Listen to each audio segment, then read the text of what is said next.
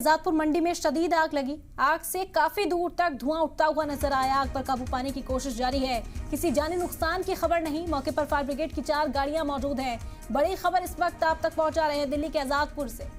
आपको बता दें कि आजादपुर मंडी में शदीद आग लगी। आग से काफी दूर तक धुएं का गुबार उठता हुआ नजर आया। आसपास के इलाके में जो हड़कंप था वो देखने को मिला। बड़ी तादाद में लोग यहाँ पर मौजूद थे। आजादपुर मंडी जहाँ पर भारी भीड़ हर वक्त लगी रहती है, ऐसे में आग का गुबार यहाँ पर उठता हुआ लोगों के बीच दहशत पैदा कर रहा था। तस्वीरें आप देख सकते हैं कितनी शदीद आग रही। दूर तक धुएं का गुबार उठता हुआ यहाँ पर नजर आया।